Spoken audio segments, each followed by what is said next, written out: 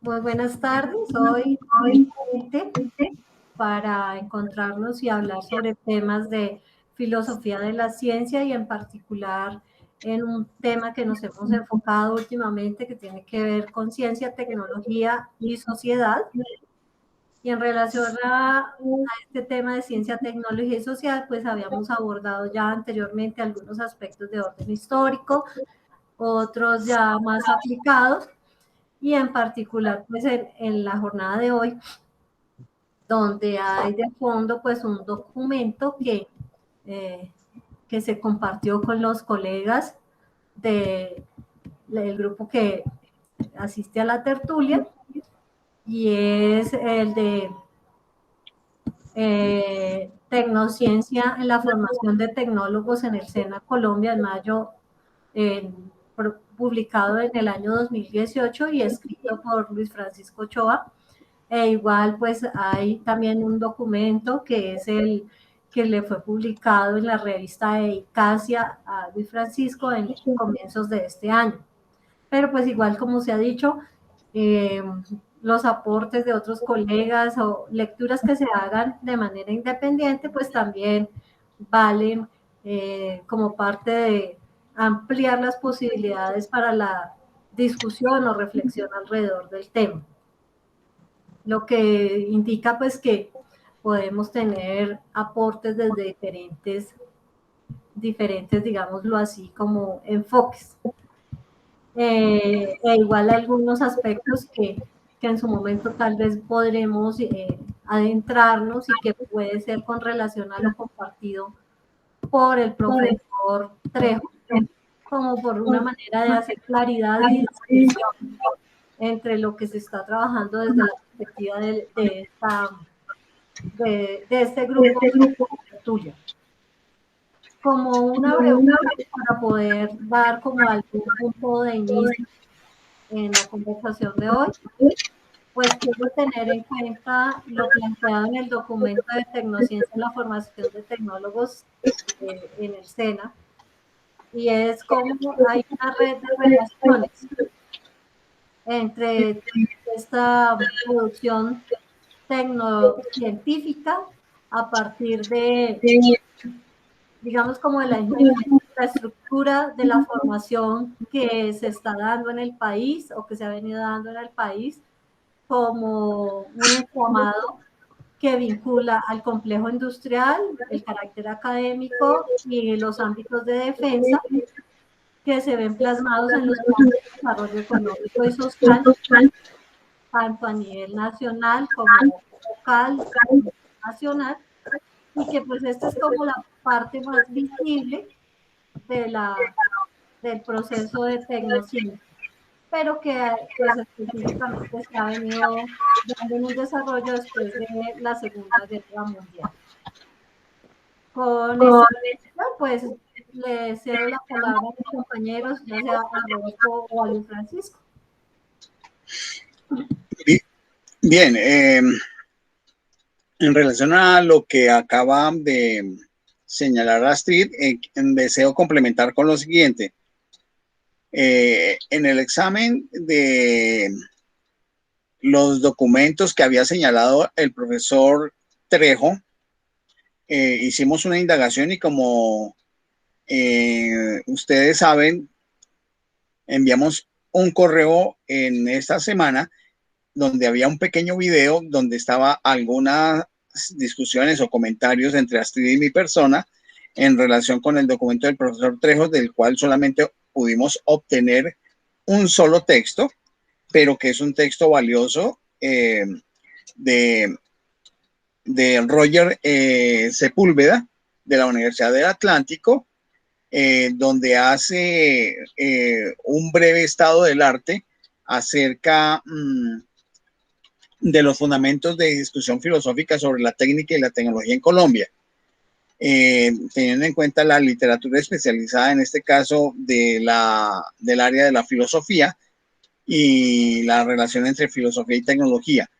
Esto junto con el documento acerca de la formación de tecnólogos en Colombia, específicamente en la entidad más grande del país en la formación tecnológica, que es el SENA. Entonces, podemos tener, digámoslo así, una visión panorámica de las relaciones entre ciencia, tecnología y sociedad, con, llamémoslo así, el énfasis, tal como lo había solicitado el querido profesor Medardo Trejo, en el caso colombiano.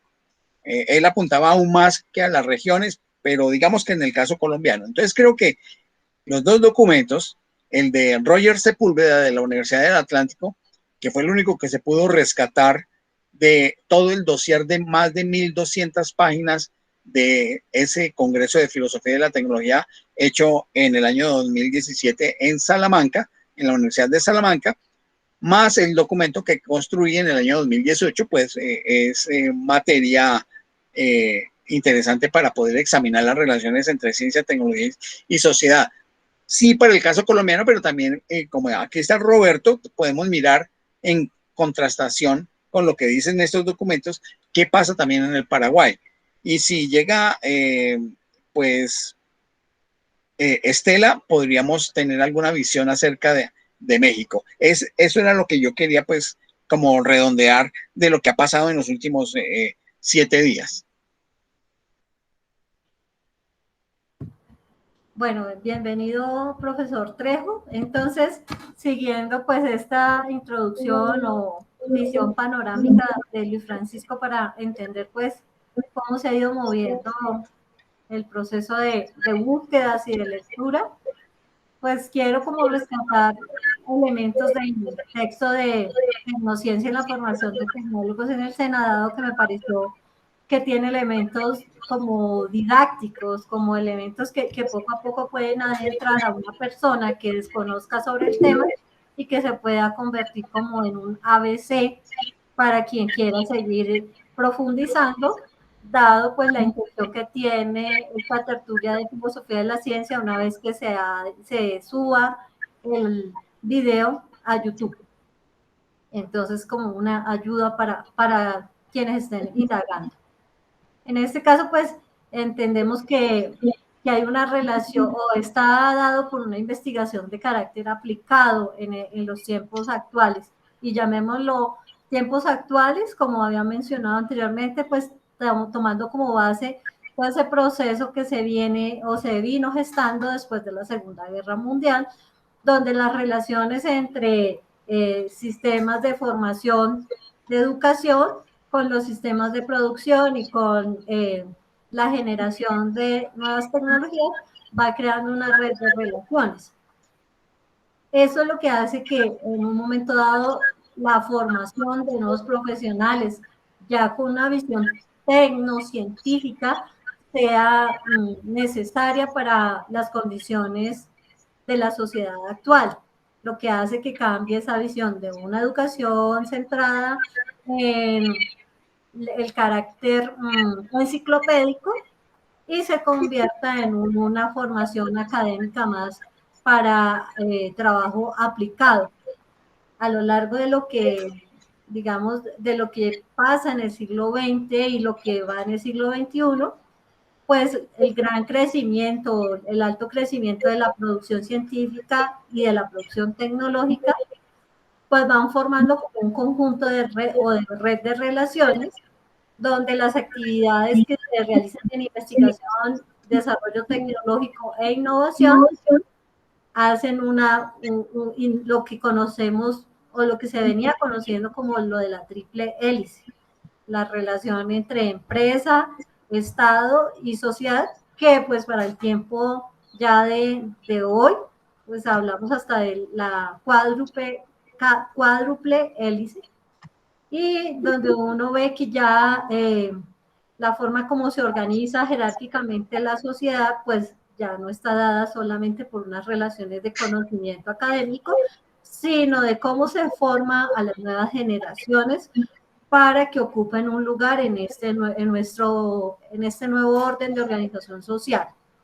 Dentro de esos productos que resultan del trabajo tecnocientífico, pues lo vemos reflejados en artículos como los de los artículos de revistas indexadas, patentes, libros, capítulos de libro, en comunicaciones, entre otros, y esa creciente producción o estímulo a la publicación de información de lo que se va aplicando y lo que se va haciendo en el mismo proceso, ha generado lo que se conoce como un proceso de bibliometría, mediante, o mejor dicho, que para este proceso, pues lo que va a generar es una serie de indicadores con los cuales se va midiendo qué tanto se está produciendo en el saber sobre información relevante a través de estas publicaciones científicas, y pues donde lo vamos viendo en esos indicadores que nos muestra la OJS, EdScience, o todos estos mega sistemas de búsqueda. Dentro de esa, o como generadores de ese proceso de bibliometría, parte de ellos se encuentra la cienciometría, o perdón, la cienciometría recoge a la bibliometría. Y esta cienciometría, pues es el estudio de la medición, de la producción científica y su análisis. ¿Cómo vemos esto? Pues sobre todo nosotros los que trabajamos en el ámbito de la educación superior, lo vemos en cuando nuestros artículos están publicados y clasificados, categorizados según un índice que nos dice dónde queda ese investigador según el tipo de producto que ha generado. Y esto demuestra pues el impacto que va teniendo la producción científica de esos grupos académicos que el Sistema Nacional de Ciencia, Tecnología e Innovación del país los ha ubicado dentro de un CBLAC, un Group LAC y hasta en un Institulac. Estos análisis estadísticos se dan debido al número de citaciones, al mapeo de los temas que se incluyen allí para investigar, a la generación pues, de indicadores que son utilizados como estrategia para la formulación de políticas y la gestión del conocimiento. Eso es lo que hoy hemos escuchado o comúnmente lo escuchamos como la economía del conocimiento. Voy dejando hasta ahí como también para que esto se relacione de pronto con lo que Francisco nos está mostrando en su presentación de fondo, y que si quiere ampliarlo, pues puede hacerlo.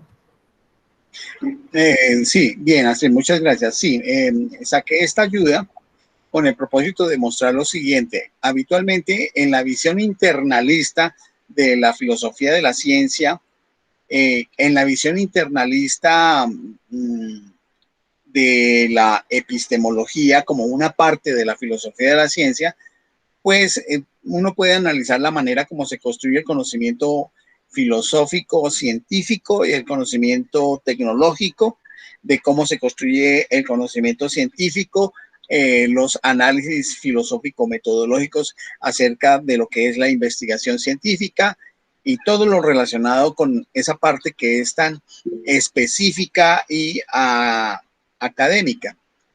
Claro, pero ahora, cuando hemos abordado los estudios sobre ciencia, tecnología y sociedad que dijimos que están basados en las fuentes del grupo de la Universidad de Edimburgo, de una parte, y de otra parte los estudios sociales del programa fuerte de la sociología del conocimiento científico, de otra, nos muestra que hay una visión externalista en una perspectiva de orden sociológico, pero posteriormente, en una etapa tardía de estos estudios, nos damos cuenta de que no es un problema netamente sociológico, sino que involucra una buena cantidad de disciplinas. Entonces, implica otras ciencias sociales, la propia filosofía de la ciencia, la filosofía de la tecnología, pero involucra también, por ejemplo, la economía, la ciencia política. Y entonces, cuando vamos viendo que se articulan todos estos elementos, uno va comprendiendo que esto viene desde esa transformación que se dio a partir de la Segunda Guerra Mundial, cuando la Big Science, con la cual se hace la industrialización de la ciencia con el gran primer proyecto que fue la construcción de la bomba atómica, y que esto genera después la necesidad de establecer planes de desarrollo tecnológico y científico. Se ve que ya el asunto deja de ser académico exclusivamente o científico específicamente o tecnológico específicamente, para convertirse en un problema de Estado, pero también un problema de empresa. Porque cuando sale la Big Science a través del proyecto Manhattan, recuerden ustedes que yo les narré la emergencia, la aparición de muchos actores del sector privado norteamericano, consistente en empresas de base tecnológica, empresas que por su propia naturaleza de producción generaba procesos de investigación aplicada, y que, por supuesto, los resultados de los trabajos que hicieran estas empresas iban a beneficiar a la administración del presidente Roosevelt en su proyecto Manhattan. Y por eso es que aparece todo este gremio que se llama el gremio de los contratistas privados para los sistemas de defensa.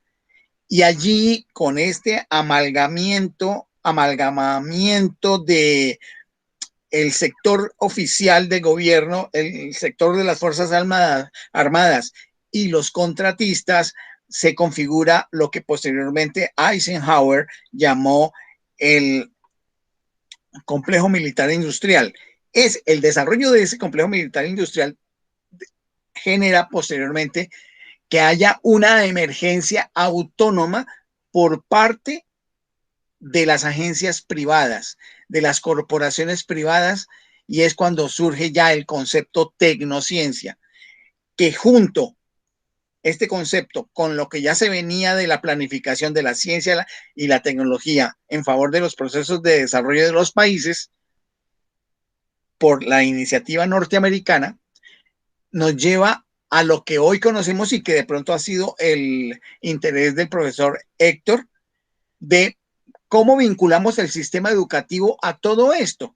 Y entonces ahí es donde se entiende la relación directa entre planes nacionales de desarrollo, dentro de los cuales un subplan son los programas de ciencia, tecnología e innovación, como parte del Plan Nacional de Desarrollo. Pero dentro de eso también, entonces, el Plan Nacional de Educación, el cual tiene que estar articulado con toda la dinámica de la planeación económica para el desarrollo industrial, comercial, agropecuario y del sector primario, minero, extractivo, y que esto todo articulado debe llevar ¿a qué? A que la población de una nación, cuando se hace la planificación económica y social, entonces obedezca a los órdenes del interés estatal en el marco de las relaciones internacionales, para cumplir un objetivo productivo que permita ser competitiva dentro de la dinámica del capitalismo, que es la sociedad occidental donde se encuentra ubicada Colombia y Paraguay y México, que lleve a que el país tenga capacidad de intercambio comercial de lo que produce, y de poder recibir productos y bienes y servicios como productos que vienen de otras latitudes y que el país no produce y que requiere. En esa medida, entonces, es donde viene todo el asunto de que hay que preparar a la población, sobre todo de las nuevas generaciones, para generar habilidades, competencias que permitan poder abordar procesos de trabajo dentro del sector productivo, y para ello se requiere que haya una formación. Y esa formación tiene que tocar los sistemas de educación, desde la básica primaria, la media, después la formación profesional y la formación avanzada. Por eso es que se arman los sistemas nacionales de ciencia, tecnología e innovación, y cuando se habla de ciencia, tecnología e innovación, esta vinculación de ciencia con tecnología, que la podríamos entender como tecnociencia a partir de lo que sucede en la última parte del siglo XX, con la de innovación, que es la generación de nuevos productos y servicios vincula directamente todo el proceso de la economía. Y por eso es que hoy por hoy no podemos estudiar el desarrollo de la ciencia, la tecnología, sin tener en cuenta lo que es la innovación. Y la innovación tiene que ver ¿con qué? Con el desarrollo de nuevas tecnologías, con la generación de emprendimientos que genera la producción o la ampliación de nuevas empresas. Y para eso, ¿qué se requiere? Capital humano, talento humano. Cuando se dice capital humano, a muchas personas les ofende, pero es que parte de la inversión que se hace es con el talento de las personas para poder hacer los desarrollos y que generen los productos y servicios. Y esta gente tiene que estar preparada. ¿Y esta preparación cómo se hace? A través del sistema educativo. Y para eso entonces es que se establece una, eh, una educación en unas competencias básicas, unas competencias específicas y unas competencias generales que tengan que ver con conocimiento de ciencias básicas, conocimiento de algunas áreas de aplicación, con unos desempeños de tipo relacional humano que satisfagan las necesidades de cordialidad, apertura, relación, colaboración de ciudadana. Y por eso es que se requiere hacer a través del sistema educativo una homogenización de los comportamientos y de las conductas generales, de las competencias generales, las competencias básicas para poder sobre ellas después desarrollar las competencias más específicas que conducen a conocimientos especializados y a operaciones especializadas donde se reúne ciencia y tecnología para poder generar nuevos productos en términos de bienes y servicios. Entonces, ahí es donde yo quiero enfatizar que hoy no podemos mirar que la ciencia está lejana de lo que es la producción económica, que la tecnología, pues mucho menos, está lejos de la producción económica y que ciencia y tecnología hoy están embarcadas como en un tejido que no se puede desbaratar y que la generación de lo que llamamos innovación está vinculando conocimiento científico y tecnológico a través de mecanismos administrativos que lo favorecen. Y ahí es donde viene todo lo que se llama la gestión del conocimiento. Y esa gestión del conocimiento está ya no como parte exclusiva del sector académico, sino que tiene que ver con todo el sector empresarial. Entonces, de ahí la idea muy clara que planteó Astrid sobre la propuesta que hacia el año 2000 hizo Leidesdorf sobre la triple hélice, donde inicialmente se reunía el Estado, el sector privado y la academia.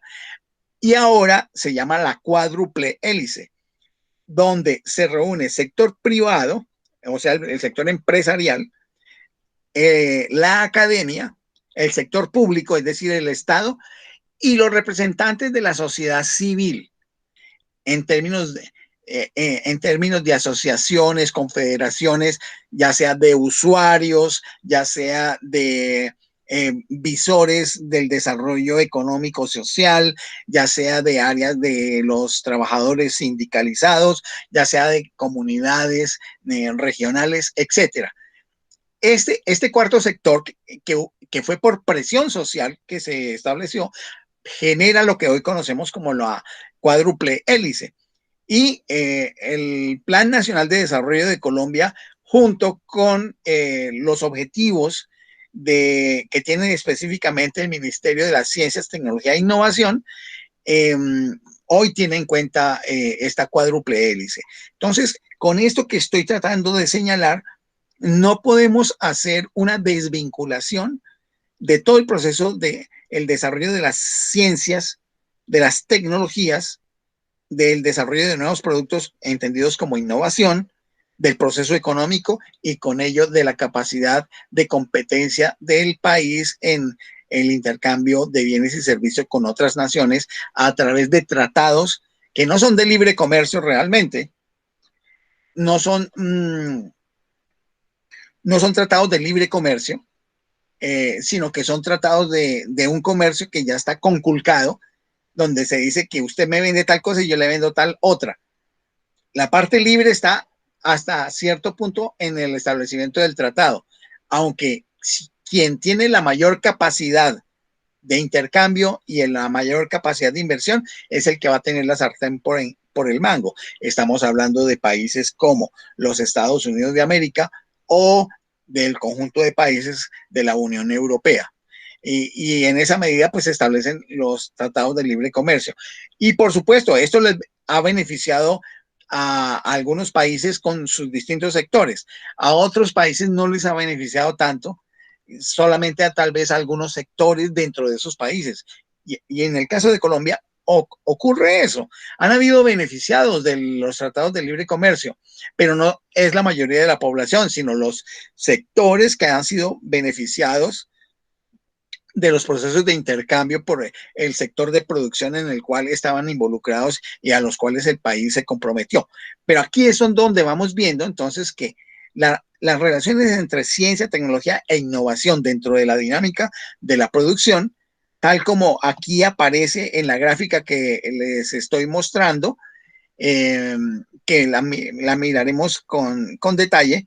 Entonces ahí es donde vamos a encontrar. Por ejemplo, aquí tenemos el campo de la ciencia, es todo esto que estoy aquí señalando, el campo de la ciencia, que señalo con la ciencia, que indica investigación científica dentro de los procesos académicos de las universidades. También la investigación tecnológica, ¿sí? Y ahí dentro de ellas todo un proceso de realimentación por los contenidos y significados que combinan diferentes clases de conocimiento, tanto para la ciencia como para la tecnología. Pero de otra parte tenemos aquí al otro lado todo lo que es el proceso de la producción. Tenemos la industria y los negocios que están en términos de organizaciones y ellos dentro de sí mismos su dinámica tienen unas realimentaciones positivas donde se hace la combinación de distintas clases de conocimiento aplicados y tenidos en conocimiento como unas praxis de, de, de trabajo productivo. ¿Cómo se vincula entonces todo lo que se hace en la industria, los negocios y las organizaciones con lo que se hace en el campo de la ciencia y la tecnología en sentido ya interno de investigación? La parte clave está aquí, en el centro.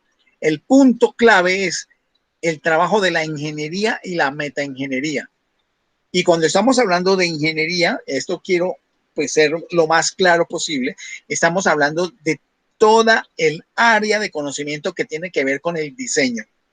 Y el diseño es un diseño que va desde máquinas sofisticadas, desde microprocesadores, desde áreas supremamente sofisticadas con el uso de nuevos materiales, hasta procesos de planeación, porque los procesos de planeación también son ingeniería.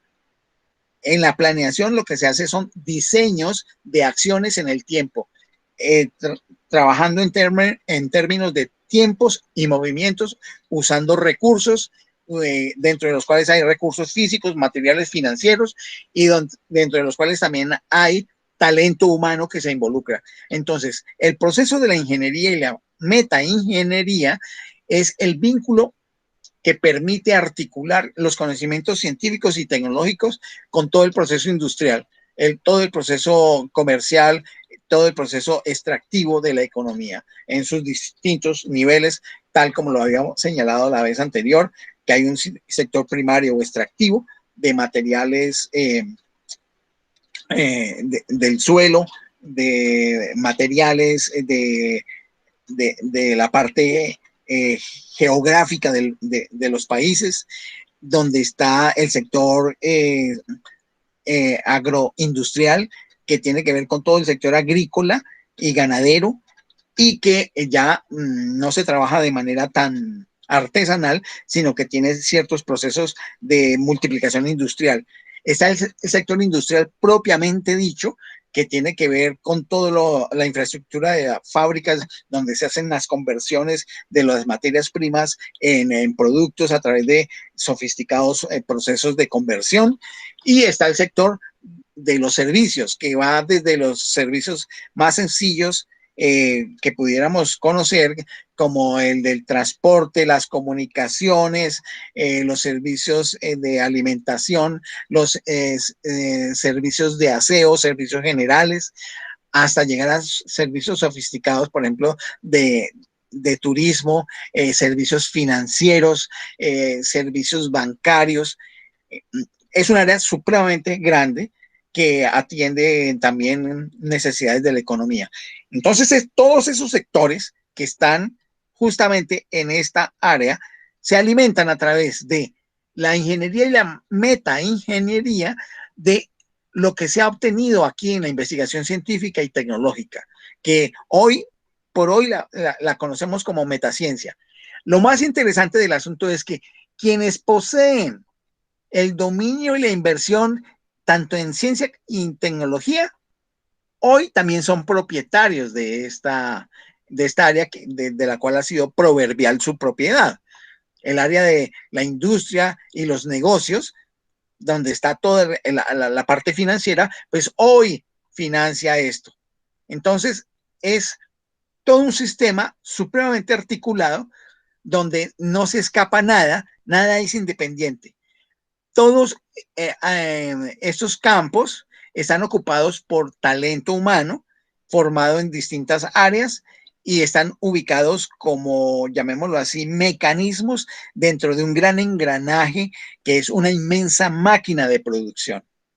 Y esto era lo que yo quería en algún momento señalarles para poder después, cuando llegue el momento, explicarles qué es la tecnociencia geoestratégica, pero eso será en otro momento.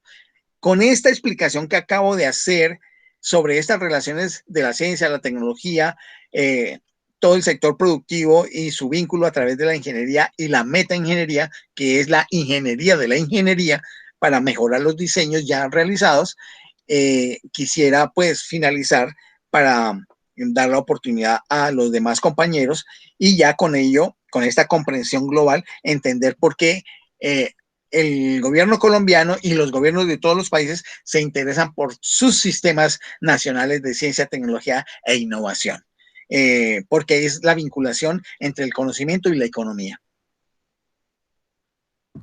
Muchas gracias por la visión de panorama. Creo que Roberto, o quién está, me dio la impresión que Roberto iba a hablar. No, Astrid, estoy esperando. Ah, ya.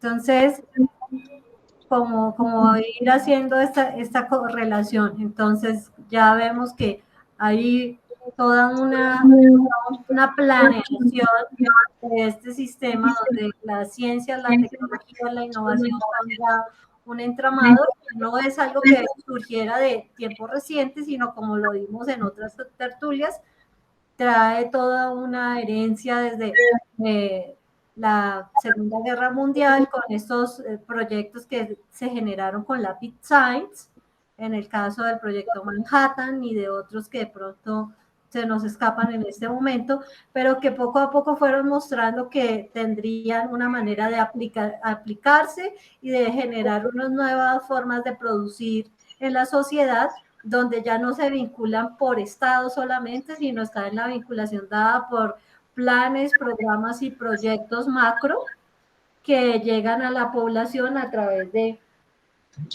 la obtención de servicios, bienes de consumo o de sistemas de formación para integrar todo este sistema. Lo que hace ver en que cómo precisamente en este Sistema Nacional de Ciencia, Tecnología e Innovación que tiene Colombia, pues está inspirado o pensado para que el país se involucre en este macroproceso. Astrid, yo quería ahí ya indagar directamente a nuestro muy querido profesor Héctor Medardo en relación a sus inquietudes que planteaba con respecto al sistema educativo y la formación de investigadores, teniendo en cuenta pues los programas que desarrolla la universidad Mariana, en la que él está desempeñándose, para mirar esa vinculación ya entre todo esto macro que hemos presentado con el asunto académico, que era su interés. Profesor Héctor, tiene la palabra. Gracias, buenas tardes. Me Buenas alegra tardes. mucho estar en este espacio, como siempre lo he dicho, a raíz también pues de la afiliación que uno tiene, por un lado de la vocación hacia la filosofía y también hacia la ciencia. Y bueno, pues quiero primero felicitarlos por tan interesante video que en el transcurso de esta semana desarrollaron, haciendo un rastreo de la información que en algún momento en la anterior tertulia se dijo al final respecto a este, no sé si entre comillas, fenómeno de la ciencia, tecnología e innovación en Colombia y de cómo ha sido asimilado por la sociedad. Y bueno, pues encontré muchas cosas respecto a lo que ustedes hicieron en el video, lo escuché con detenimiento, me sentí satisfecho de que, bueno, a partir de los documentos que envié, pues un documento que tiene sus épocas y cada época, pues obviamente se desactualizan en materia de, digamos, de que el mundo avanza, el mundo cambia, el mundo es distinto, entonces la ciencia, la tecnología y la innovación ha de ser distinta. Y recordé en esas búsquedas precisamente la participación que tuve en un evento en Salamanca. Y no, pues no recuerda uno todo lo que le llega a los correos, pero sí después de escuchar el video dije que ese libro que el doctor Luis Francisco buscó tanto por el lado de Dialnet y luego se fue a otras fuentes, pues logró encontrar un artículo de una de las personas que participó en este evento. Lastimosamente, como eran varias salas, uno no podía escuchar todas estas ponencias, pero volver a leer estas actas, volver a leer estos resúmenes, pues lo vuelven a uno hacia ese evento de ciencia, tecnología y sociedad de Salamanca, como el que acabó de pasar ahorita, sí, en Quito, sobre ciencia, tecnología y género, que me pareció también algo extraordinario. Entonces, en esas búsquedas les acabé de enviar al correo electrónico el libro precisamente, ¡Ay, doctor qué Luis, maravilla! el libro completo, No, pues ¿sí? qué maravilla. Precisamente de este evento. Entonces, pues me pareció algo extraordinario porque es como usted dijo, un cúmulo de experiencias porque fue un evento supremamente grande. Yo estuve allá de manera pequeña con una ponencia que pues no sale lastimosamente en estas memorias porque hubo una confusión de correos con uno de los que recibía la información y se quedó en medio de tantos. Pero pues obviamente más apunta, les decía ahí en el correo, a la divulgación de una estrategia para la formación científica de los niños, porque ese es mi tema. Yo creo que asocio mi relación de la filosofía de la ciencia y a la vez también de la ciencia en sí misma y de la tecnología con todo esto de la educación. Tal vez esa sea mi tendencia, ¿no? Porque me he metido en el plano, digamos, de cómo hacer posible de que estos discursos de la filosofía de la ciencia se conviertan en discursos que los puedan manejar los docentes y se pueda enamorar a la sociedad de este tema. Entonces les envié el libro y espero pues que lo disfruten. Ese libro así haría parte del repositorio de la tertulia de la filosofía de la ciencia y pues también de la búsqueda de información valiosa. Ahí hay un artículo que le debe llamar mucho la atención al doctor Luis Francisco Cho, que es ¿por qué no me vacuno?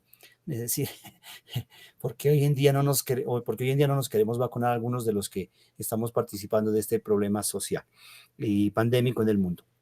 Entonces ese artículo, pues que lo encontraron ustedes, pues la verdad yo no lo escuché en el evento, pero como ustedes son muy juiciosos en esas búsquedas, encontraron uno de los artículos que nos puede ayudar muchísimo a entender qué pasa con este tema de las tendencias de la filosofía de la ciencia y de la, digamos, y de la sociedad, ¿no? En Colombia, que pues obviamente hay mucha tela que cortar. Sin embargo, yo estaba haciendo aquí como una reflexión de acuerdo al cuadro que usted, doctor, presenta, de que veo como dos aspectos sobre los cuales uno puede ponerse a pensar, o tres aspectos sobre los cuales uno puede pensar el concepto ciencia, tecnología más sociedad. Y el uno que se referirá precisamente a que este tema se enfoca o se ubica en el plano del desarrollo, y obviamente de ese desarrollo social, económico, pues científico, tecnológico, y que ciertos poderes lo han asimilado, o los poderes lo han asimilado para conveniencia de sus intereses centrados en la hegemonía del mundo, ¿sí? Y entonces uno dice, la ciencia, la tecnología y sociedad al servicio del poder del mundo, que de alguna manera busca el desarrollo de los pueblos, pero a la vez también ¿qué llama eso? El desarrollo, probablemente el sometimiento, ¿sí? El sometimiento de los pueblos a los intereses del poder. Aquí hay un pensador, pues él es economista, Ignasi Sachs, que habla un poco sobre la ciencia y la tecnología centrada en el desarrollo sostenible. Es decir, debe aportar la ciencia y la tecnología a ese desarrollo sostenible, porque de lo contrario no es sostenible en función de lo que ha hecho, sí, como lo que ustedes decían en este momento con lo del proyecto Manhattan o la bomba atómica, o lo que empezó a entenderse que sería esa relación triádica de estos tres conceptos, ¿sí? Porque la ciencia, la tecnología y sociedad, digamos, ha estado sometida a esas fuerzas de producción, ¿sí?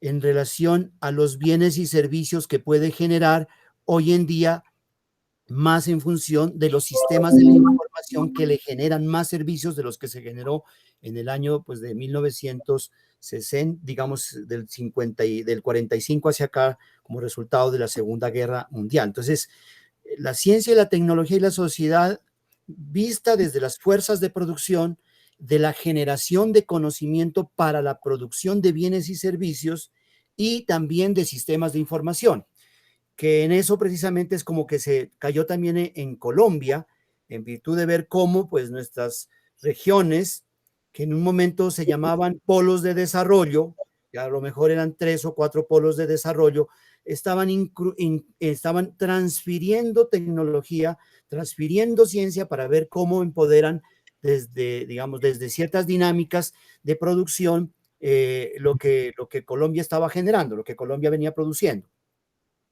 Y también, digamos, cómo las otras o cómo los otros grupos que no eran polos de desarrollo estaban en el subdesarrollo. Y prácticamente hoy en día, con esto de las políticas de ciencia, tecnología e innovación, están tratando de reconfigurar una nueva concepción de desarrollo en Colombia para ver si todos podemos apropiar la ciencia, la tecnología y la sociedad, ¿sí? En lo que se ha llamado apropiación social del conocimiento, en donde se empieza a empoderar los saberes, las prácticas, los conocimientos y las mismas, digamos, y las mismas tendencias de la filosofía de la ciencia que no se habla en las universidades, para ver cómo formamos o cómo constituimos. Entonces, ese otro componente que en este evento de allá de Salamanca sí se habló mucho, como en el de Quito, el de la cultura científica.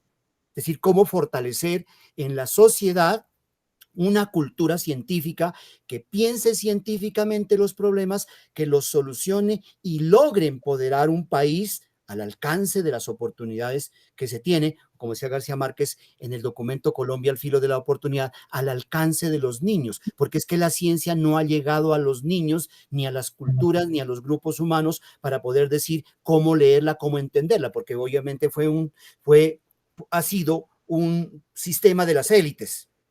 La misma filosofía ha sido un sistema de las élites, es decir, aquellos que han logrado formarse en la filosofía, pues han logrado, pues, digamos, un nivel de desarrollo. Y por el otro lado, que diría yo el otro aspecto, pues que a veces va a mi tendencia, y es el de la educación. Es decir, cómo entonces hacer que nuestras escuelas, colegios y universidades entiendan que la filosofía, que la ciencia, la tecnología y la innovación debe ser una asignatura que necesitan cursar para poder entender todos estos analfabetismos científico-tecnológicos que tenemos y desde ahí forjar una cultura ciudadana centrada en la ciencia, la tecnología y la innovación. Alguna vez leía a un filósofo, creo que es de la Universidad de Antioquia, que decía que la ciencia tiene que convertirse en una actitud contemplativa.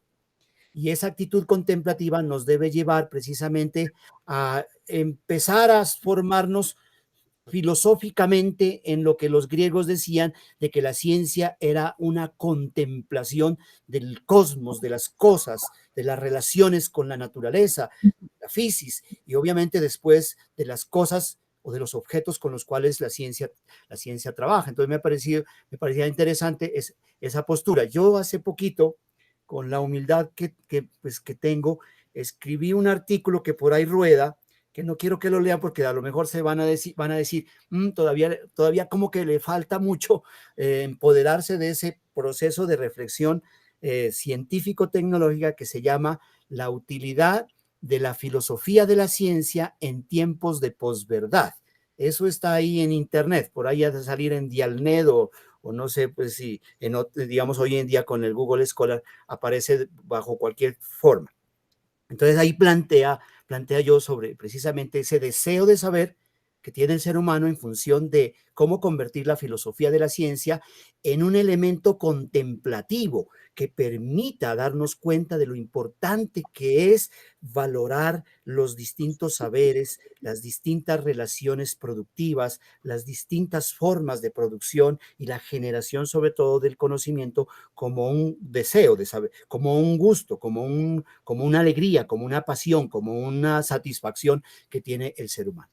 Entonces dejo así como planteado esas ideas que se me vienen a la cabeza con la reflexión que hicieron inicialmente respecto a esos tres aspectos de que la ciencia, la tecnología y la sociedad está centrada en el concepto del desarrollo.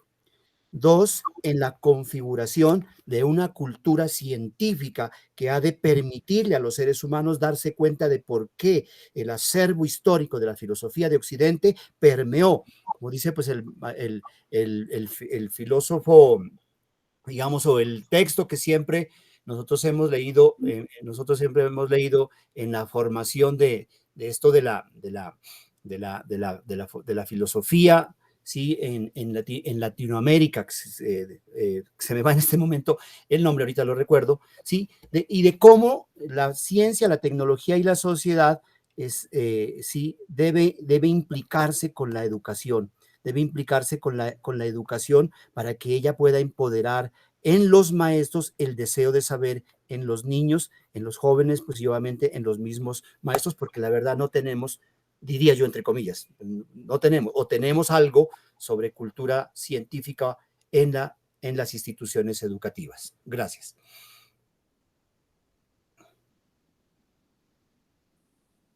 Gracias, profesor. Ahí poco a poco entonces vamos también identificando como desde dónde hace cada uno la lectura sobre este mismo contexto que es el de las relaciones entre ciencia, tecnología y sociedad, pero en particular en el que hoy estamos trabajando con la tecnociencia y la innovación. Al respecto, pues lo que el profesor está comentando a mí me genera es como otro tipo de reflexión y es en esto que expresaba precisamente Francis Bacon, el de saber, pero un saber para poder.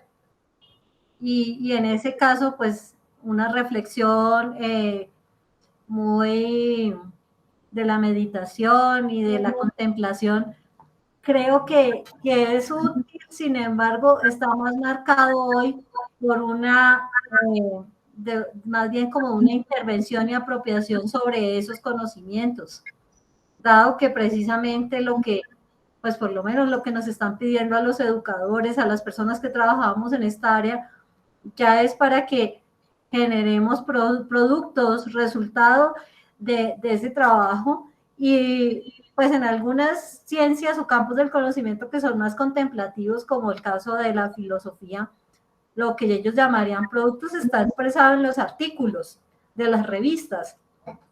Y ahí están compitiendo porque si está clasificado en qué nivel, de acuerdo a cada revista. Entonces creo que ese carácter de lo contemplativo ahora también le exige a la producción académica algo que se vea reflejado en productos de intervención para la innovación, para la apropiación social del conocimiento, que es lo que está precisamente identificado en estos CBLAC y los GRUPLAC. Hay un indicador que nos muestra que tenemos que producir, o que por lo menos dentro de las posibles clasificaciones está el de la apropiación social del conocimiento. Eso indica que hay una relación, otra vez, en vínculo con el sistema productivo. O sea, que no nos podríamos quedar solamente en la visión enciclopédica y contemplativa en la que usted y yo nos formamos, sino que ahora nos toca meternos al tema de la competitividad y de poner a funcionar esa competitividad. Es lo que yo veo con lo que está diciendo el profesor. No sé cómo lo ven los demás. Yo quisiera ahí terciar de la siguiente manera. Creo que en el desarrollo de la presente tertulia se van dando como dos posiciones más o menos claras.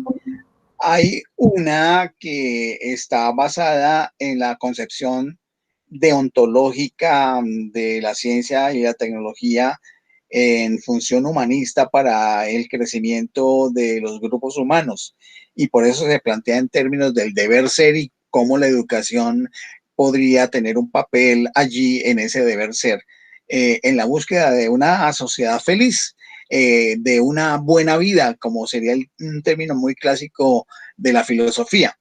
Creo que en esa postura se ubica nuestro muy querido profesor Héctor Medardo.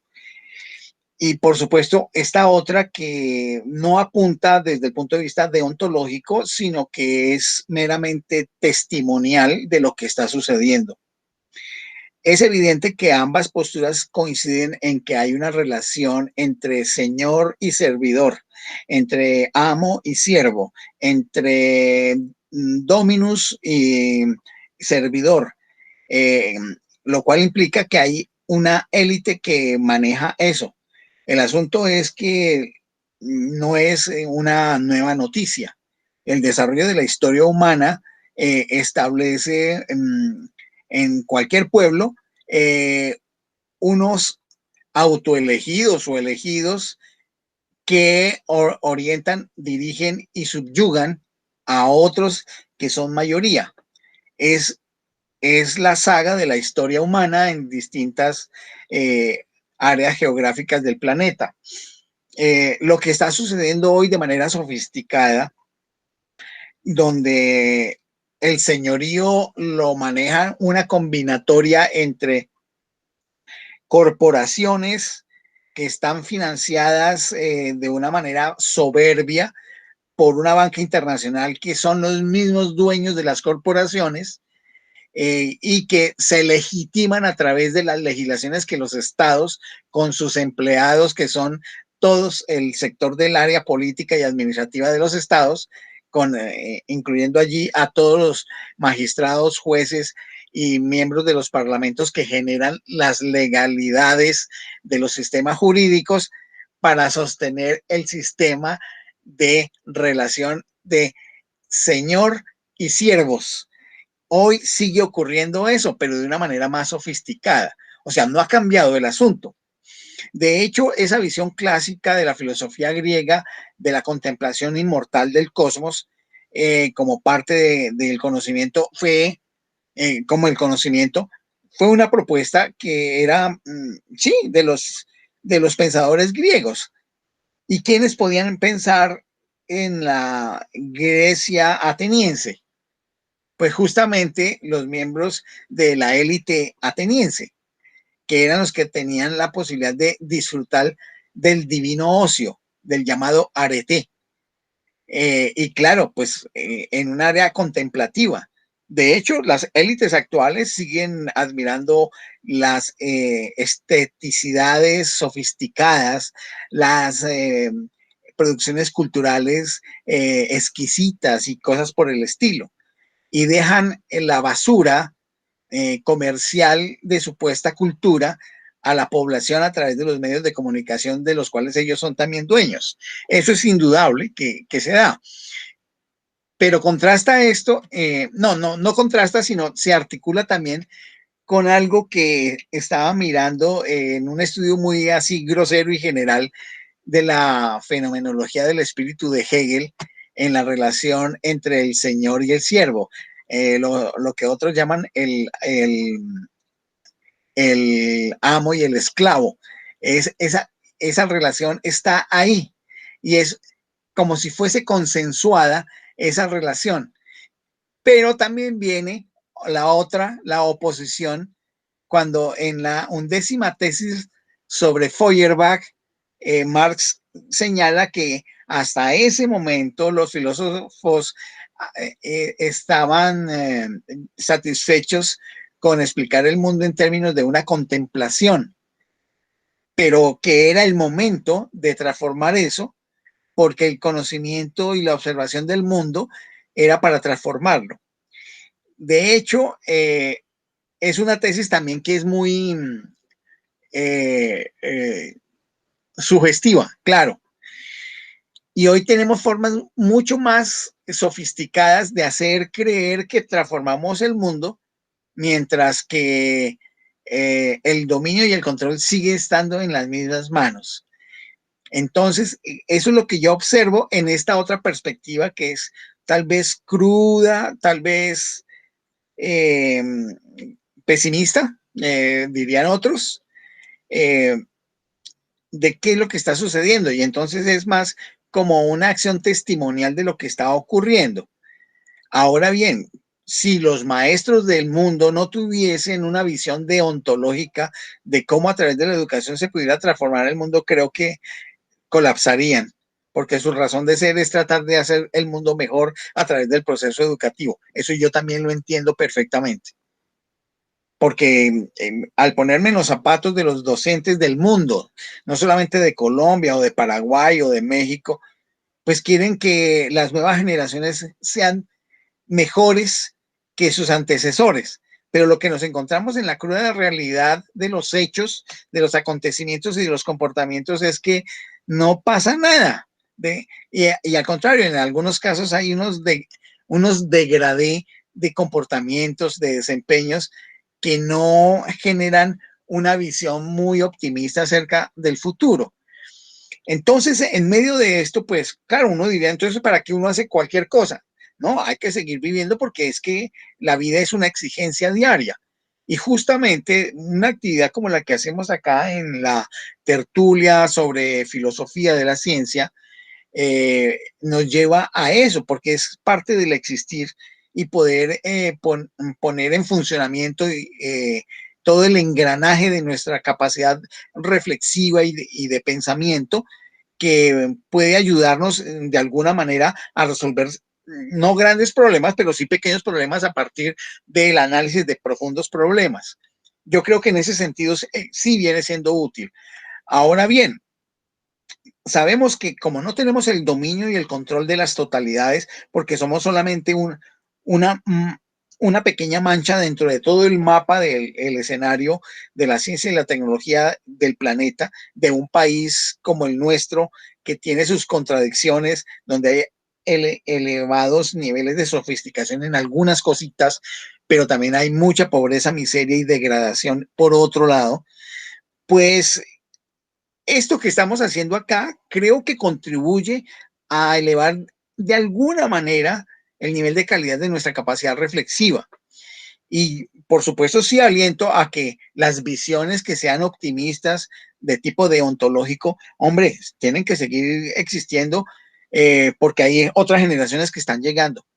Tal vez los que, como es el caso mío, ya estamos en el ocaso de la vida, vemos con otros ojos el asunto y tenemos que decirlo pues con honestidad intelectual lo que estamos viendo, que es esta otra perspectiva donde hay toda esa estructura que funciona en punto a atender las necesidades de la economía que dirige una élite. Es lo que yo veo. Pero por supuesto, como lo veo, no quiere decir que sea así, porque están estas otras miradas como las que presentaba el profesor Héctor Medardo. Eso quería señalar.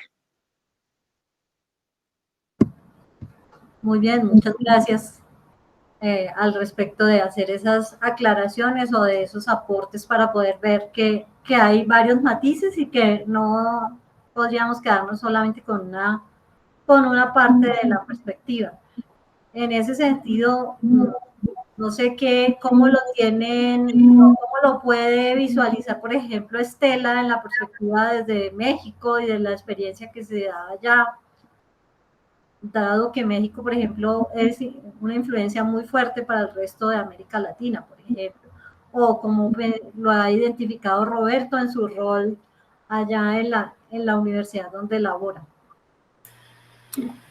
Pues ¿me oyen? Sí, señor. Está perfecto.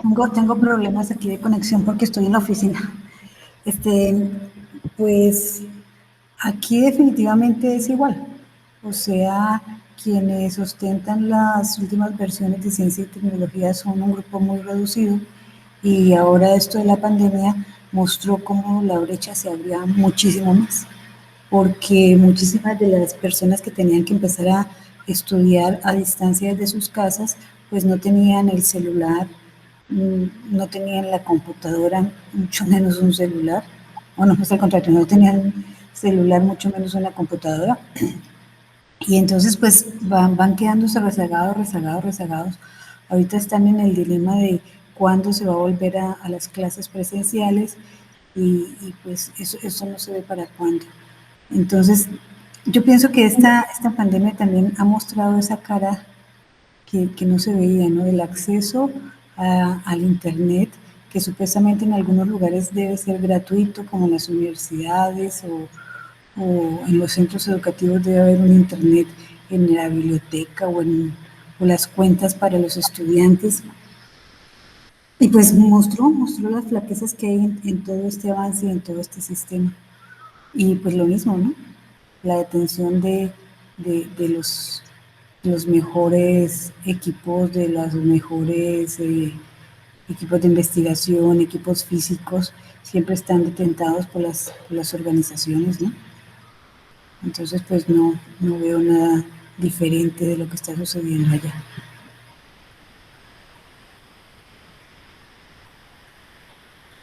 Hola. Gracias, Roberto. Muchas gracias.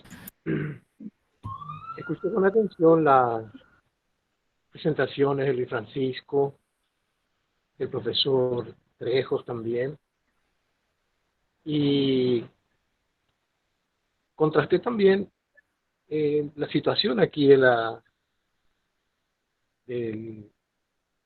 red educación, ciencia y tecnología. Ciencia, tecnología y educación. Sociedad. Y la verdad es que aquí eso hará como 2 años viene impulsándose más que nada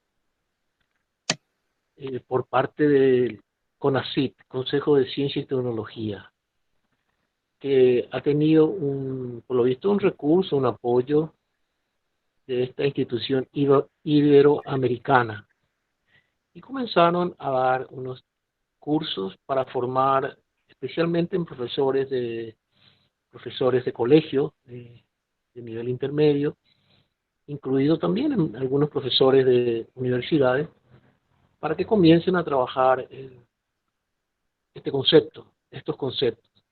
Y comenzaron a aparecer propuestas de innovación, de la necesidad de contactar con las empresas, de que la academia tenía que dejar justamente de trabajar más produciendo teorías y más que nada tendría que producir recursos, productos que puedan ser multiplicados por las empresas privadas, ¿cierto? Eso es por por lo menos todavía se sigue martillando sobre eso. Con esto de la peste, contribuyó a la difusión de la educación virtual. Las universidades no estaban, por lo visto, preparadas para hacer un cambio tan rápido de la educación presencial a estas plataformas que hay para establecer la educación a distancia. Bueno, y ocurrió lo que también Estela contó y lo que Astrid también, justamente la diferencia social, económica, rural-urbana, escuelas rurales, cuanto más distantes, menos condiciones de infraestructura tienen. Y lógico, solamente aquellas que están cerca de los polos urbanos son los que cuentan con más posibilidades. Eso en cuanto a los hechos. Ahora, ya en la reflexión, esta ya es un poquito reflexión que he estado yo haciendo. Si llevamos esto desde una perspectiva de complejidad, aunque no se dijo esa palabra, pero creo que estábamos oscilando alrededor de ella. Correcto, sí. Podríamos resumirla en que hay una postura de pensamiento complejo que trasciende la visión de sistema, que su centro es, digamos, lo que aquí llamaríamos la deontología, o sea, el fortalecimiento de la vida, de la persona, de la gente, ¿cierto? Y donde todo lo tecnológico, lo científico, tendría que contribuir a eso, pero no es el eje de la investigación. Entonces lo que se busca es mejorar las condiciones de vida y con ello probablemente disminuir estos grandes contrastes. Sería un propósito, ¿no? Estos contrastes que tenemos tan fuertes en nuestros países. Y del otro lado, la otra posición es la que enfatiza, y pongo entre comillas la palabra rigor, porque este autor que leí pone mucho énfasis en la demarcación científica entre uno y otro, las ciencias, las filosofías de las ciencias, la complejidad de las ciencias complejas, vamos a decir, lo que quiere es, o apunta a la producción de conceptos matemáticos, estadísticos, y en especial el uso de la inteligencia artificial para estos productos tecnológicos, robots, y todo lo que se ha mencionado también aquí, donde el centro es ese producto, y desaparece, vamos a decir, la dimensión humana que habíamos encontrado en el otro lado. Entonces tenemos dos polos muy lejanos. El uno, que tendría una dimensión, hasta es imprecisa la palabra, equidad social, y el otro, de gran innovación tecnológica. El producto es aquí, este celular que se vuelva, no sé, finalmente que se vuelva algo en 3 dimensiones o que vuele en el aire. Bueno, eso es lo que se entiende. Y para eso está el Silicon Valley y todas las cosas. Lo único que, escuchándole a Francisco, y coincido con él, una de las cosas que más este autor repite para mostrar su demarcación es su rigor, vamos a decir, su rigor, y dice, lo único que diferencia a estas ciencias de la complejidad es que aún no han sido cooptados. Lo hice, lo sustenté bien grande, acordándome de la presentación de Francisco. No creo que nada exista ahora sin ser cooptado. Y les puedo decir página y lugar donde está eso. Sí, sí, de acuerdo, Roberto, tienes razón. Este ciudadano ahora muy promocionado, ¿no? Especialmente por sus ataques al profesor Morán, ¿cierto? En que es completamente emocional si es que él va a ser una persona tan científica, vamos a decir. Bueno, ese es otro tema. Pero, como ven, están los dos extremos que tienen que ver también, y ahí aparece el tercero, que parece muy valioso. La tertulia no trabajamos eso todavía un poquito más en detalle, la propuesta de Prigogine, ¿cierto? Con el tiempo, el tiempo físico, la flecha del tiempo físico que nos lleva a la entropía, y el tiempo de la biología que nos lleva, vamos a decir, a la construcción de la vida. Me parece a mí, porque al final la complejidad es pasar del desorden al orden, pero cómo se pasa, ese es el punto interesante en que están todas estas ciencias, ¿no? Y Prigogine trabaja sobre ese punto. Así que no me sorprende. A mí a veces cuando escucho, incluso los que plantean aquí el fomento dentro de la universidad de que escriban artículos científicos, paper y eso, para que se publiquen en revistas indexadas. Y digo yo, pero no le veo tanto, digamos. Donde hay que trabajar, creo yo, es en nuestras neuronas. Por eso mi trabajo después se llama Gimnasia para Pensar. Para pensar que la claridad que necesitamos, así como estamos trabajando ahora en la tertulia. Ver que hay posiciones, ver que hay fuentes, ver que hay historia, que nos llevan hacia un norte. Y a veces aparecen otras en contraste que llevan a otro norte. Pero esa claridad es lo que va al final, a lo mejor, nos va a permitir a tomar decisiones más razonables. No digo de verdad, sino digo con tendencia a cierta veracidad, que contribuya a la mejora donde uno está. Entonces, eso es lo que me motivó, digamos, a escuchar las tan interesantes presentaciones del profesor Héctor, el profesor Luis Francisco y de Astrid. Cordial saludo.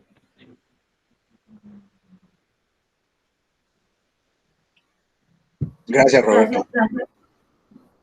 Gracias por hacer esta articulación entre las participaciones que cada uno está haciendo en este momento. Yo quiero agregar algo que me suena o que le encuentro concordancia con lo que está diciendo Roberto. Y es esa cita que encuentro en el texto de Francisco sobre Bauer, cuando menciona que cada vez más la organización corporativa de la ciencia ha llevado a monopolios del conocimiento que con la ayuda involuntaria de los medios de comunicación de masas acríticos efectúan un tipo de censura, puesto que las organizaciones científicas controlan la financiación de la investigación al negar fondos para el trabajo poco ortodoxo. Funcionan como carteles de investigación, monopolios de conocimiento, un aspecto relacionado a la ciencia contemporánea de su comercialización. O sea, como esa otra parte de este sistema que estamos diciendo ya cuádruple, de la cuádruple hélice, donde específicamente nosotros, los que venimos del contexto académico, pues lo que Estela decía, que tenemos esas limitantes cuando nos encontramos con la gente directamente que trabajamos y que es la que está viviendo las necesidades o los impactos económicos, las intenciones y los anhelos que tenemos los maestros, cuando lo menciona el profesor Héctor Medardo, y por el otro lado lo que Roberto va diciendo con la intención de ver esto como un sistema complejo. Aquí veo que este otro elemento es un criterio transversal, porque precisamente son los que tienen el control, los que, diríamos, cooptan todo el sistema, porque son los que van decidiendo qué se publica y qué no se publica, qué se enseña, qué no se enseña, qué es lo que va a establecerse para que se diga o no en un nivel de educación, sea por grados o por niveles, y que finalmente son los que tienen como la sartén por el mango, y que de ellos entonces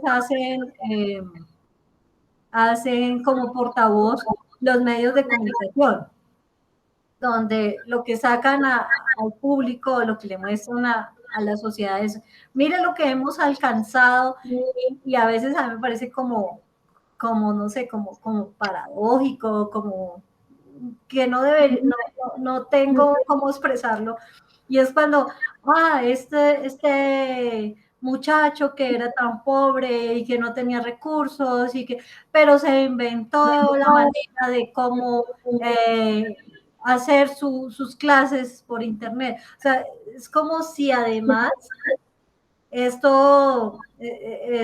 sistema productivo le hiciera honor a la pobreza. Y no porque la pobreza no pueda existir, sino que con eso como seguir confirmando que sí, el hecho de que la gente vive en condiciones difíciles, entonces eso está bien, porque pones a funcionar en ellos la creatividad.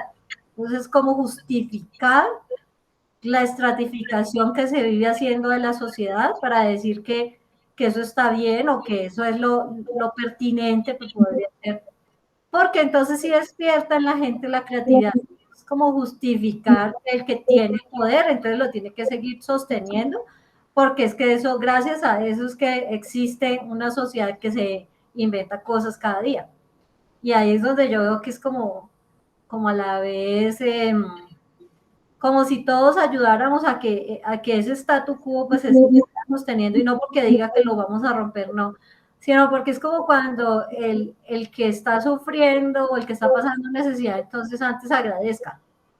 Entonces ahí es donde yo veo que aquí hay un lenguaje, o mandamos con eso un mensaje también a la sociedad que no, es como si nos adaptáramos a la miseria y como si aceptáramos la miseria. En esa parte es la que no comparto. No sé ustedes qué piensan. Bueno, Astrid, eso que estás tocando me amerita también un comentario extenso, así como uno de los comentarios que hizo Roberto. Voy a empezar por el de Roberto y luego tomo el tuyo. Roberto señalaba que justamente nuestro profesor de la Universidad del Bosque, ahora se me olvidó el nombre. ¿Edgar Eslava? No, el de las ciencias de la complejidad. Carlos Eduardo Maldonado. Carlos Eduardo Maldonado sí señala no solamente en uno, sino en varios de sus libros y en las conferencias. Yo he estado en sus conferencias en las cuales señala que las ciencias de la complejidad no han sido todavía cooptadas por el poder. Yo observo pues que ese es una afirmación que si no es ingenua, es perversa, porque es evidente que los institutos como La Joya, el Instituto Santa Fe, ¿sí? Dos de los institutos que trabajan las ciencias de la complejidad desde los años 70 y 80, justamente tienen unos financiadores, y esos financiadores son de la élite de poder de los Estados Unidos de América. Los otros institutos en Europa pues están financiados también por organismos que tienen injerencia en todo el proceso de investigación avanzada. Y así sucesivamente, si pensamos en institutos australianos o los institutos que están trabajando en China ahora sobre áreas de ciencias de la complejidad. Todo está cooptado, es indudable, y estoy de acuerdo con Roberto. Por supuesto, sería otra discusión el hecho de la denostación del pensamiento de Morán por parte de Carlos Reynoso y también de Carlos Eduardo Maldonado, que sería para otro escenario. Pero estoy de acuerdo con Roberto que por supuesto que todos estos conocimientos están cooptados, porque existe una estructura de poder mundial, y ahí es donde voy a lo que Astrid señalaba. Tomando como base una tesis antigua del marxismo-leninismo acerca de la división social del trabajo, hay una división internacional de la producción y hay estratos en los niveles de países con respecto a la producción mundial. Hay países de un nivel que es el ultra superior, que son los que tienen las tecnologías de punta y las mantienen bajo secreto y las van soltando de a poco en el tiempo hasta que le saquen el jugo desde el punto de vista financiero, económico, productivo para los demás países que son los consumidores de esa tecnología. Por supuesto, los propios ciudadanos de las naciones donde están estas consorcios que manejan esas tecnologías de punta, pues también son consumidores, pues indudablemente. Pero entonces hay países donde están centradas unas corporaciones que trabajan las tecnologías de más alto nivel, que se trabajan todavía en secreto y que están en una disposición de tener como stocks de tecnología no publicada todavía y que las van sacando de a poco con el propósito de que sean consumidas y consumibles en el tiempo por los otros grupos de países.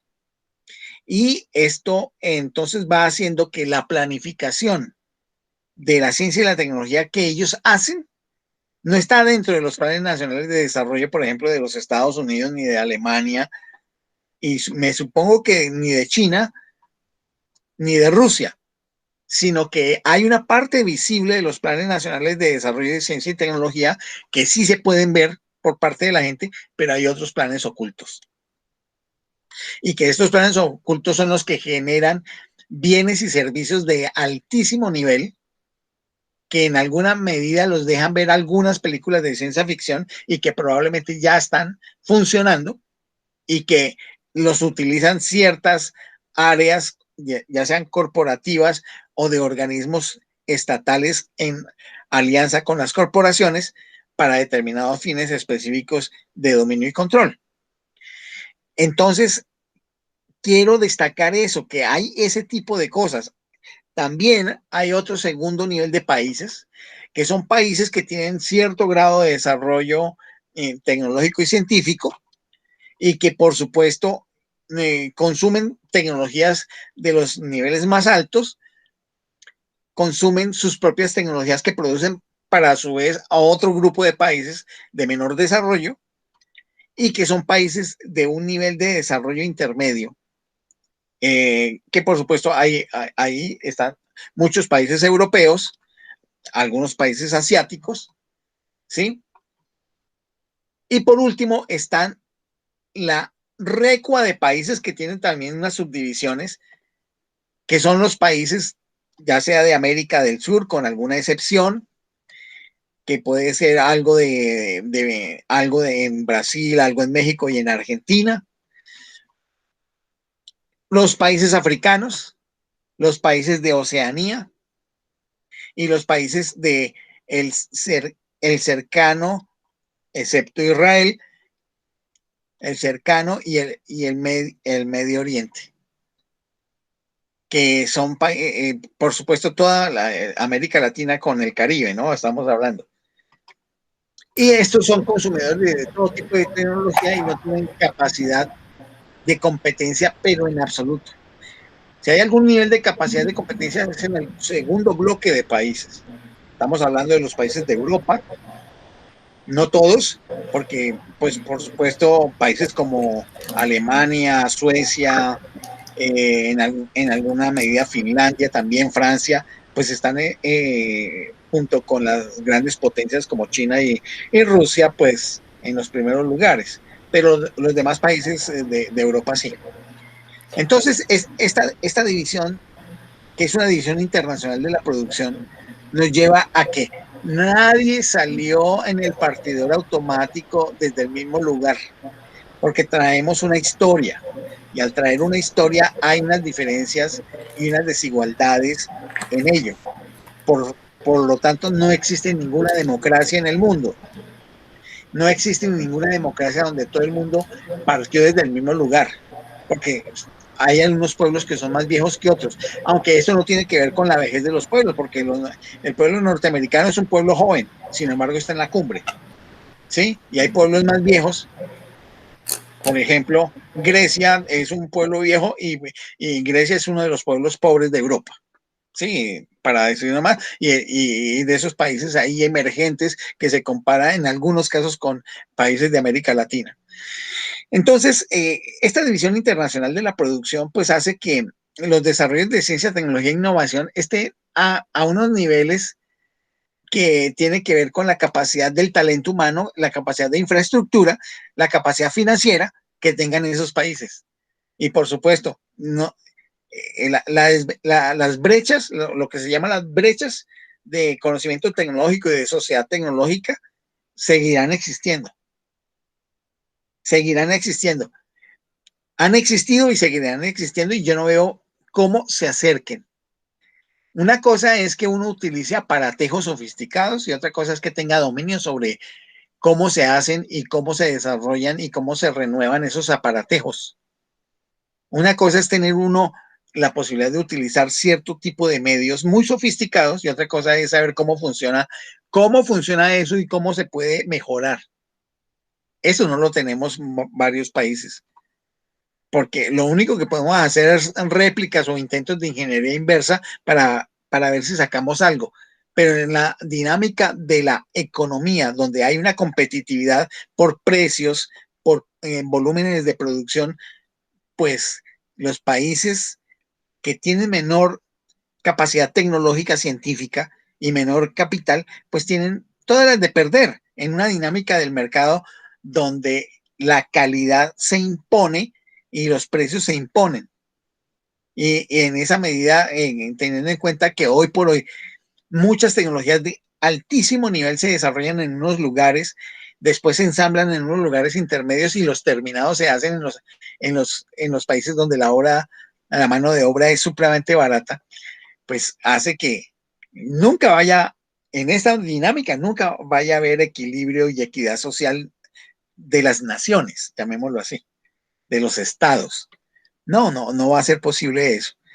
Y quería pues señalar eso con respecto a lo último que planteaba Astrid, de esa división en estratos sociales. Yo lo planteo a nivel de los países como una división internacional de la producción, de los estatus de producción y de conocimiento de los países y su capacidad de desarrollo. Estela quiere hablar.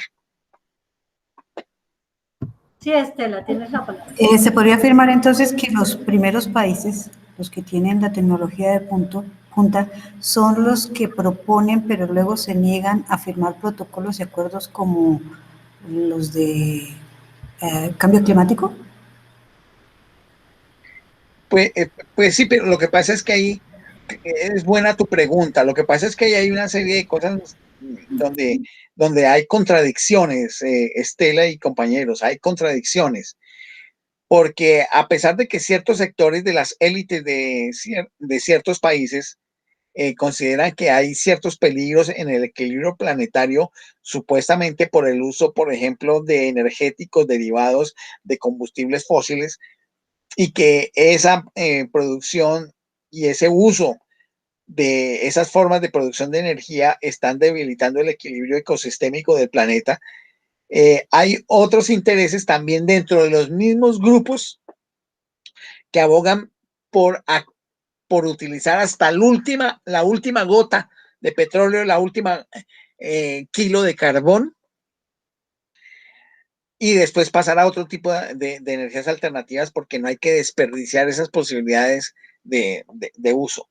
Hay otros que dicen, no, tenemos es que superar eso y sublimarlo a través de otras formas de energía, ya sea de energías de plasma, energías nucleares, de fusión nuclear, etcétera, u otras formas de energía como las energías punto cero, que son otras energías que se están explorando cómo producir que no desgasten la dinámica de ciclajes del planeta. Entonces, por supuesto que no es un asunto estrictamente de gobiernos, Estela. Son gobiernos que están empujados o frenados por las corporaciones que son las que utilizan los recursos para la producción. Es lo que yo veo. Y claro, y tienen sus lobbies en los congresos, tienen sus lobbies en las cortes de justicia, sean europeas, sean norteamericanas, sean japonesas. Ya sabemos que el caso chino es un caso donde es una hegemonía total del Estado, donde toman sus decisiones como quieren.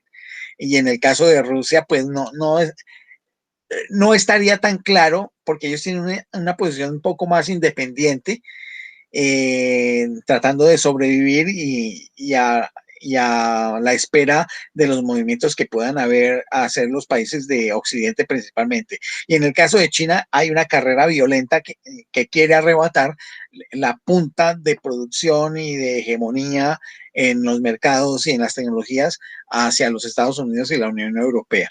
Cosa que la Unión Europea en este momento está haciendo unos pasos estratégicos de entrar en contacto con China a través de cierto tipo de convenios, porque está viendo que el cuarto de hora se le puede acabar a los Estados Unidos en materia de liderazgo económico y científico tecnológico mundial.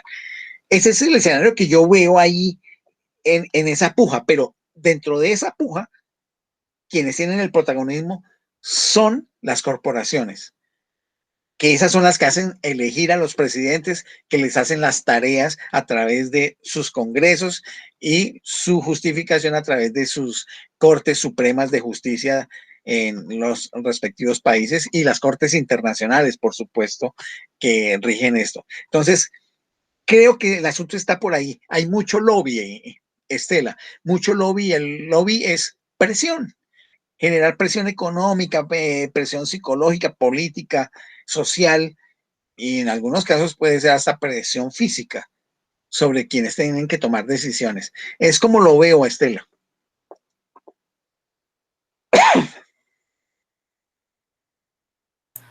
Gracias. Porque yo siempre los veía asimilados a que como que proponían y ellos después se hacían a la excepción. Me acuerdo mucho cuando Estados Unidos no quería firmar, decía que ellos tenían una cantidad de población que no podía firmar eso para que dejaran de gozar de ciertos beneficios. No, y es cierto lo que tú dices, sí, claro.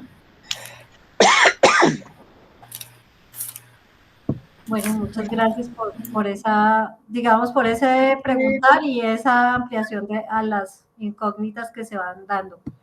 ¿Qué es lo que entonces vamos viendo aquí? Que definitivamente pues es una red, un entramado, donde en otra época quizás los que trabajaban en el campo de la investigación científica se veían como individuos que podían trabajar independientemente, pero en la medida que los mismos políticos de los países que desarrollan esta ciencia y tecnología de alto nivel vieron en ello una posibilidad más bien como un ejercicio también del control y fueron cooptando y tomando este campo como parte de su actividad política. Evidencia de ello es lo que tenemos hoy con este proceso de la pandemia, donde son los políticos los que salen a decir públicamente qué es lo que se toma como decisión para actuar en la población y no es necesariamente el investigador o el centro de investigaciones el que nos está informando. Entonces vamos viendo que cada vez el entramado es más sutil y con ese entramado pues también es más difícil, como le decía Francisco la semana pasada, más difícil de intervenir o de hacer ese ejercicio de conciencia colectiva sobre qué postura asumir, porque de por sí ya está decidida, ya está impregnada por unas decisiones macro. Entonces, tomar decisiones un poco más autónomas e independientes se va haciendo una situación de menor posibilidad, porque por todo lado estaríamos conectados, por el lado financiero, por el lado laboral o por el lado también intelectual. Eso hace que tomar independencia sea cada vez más difícil.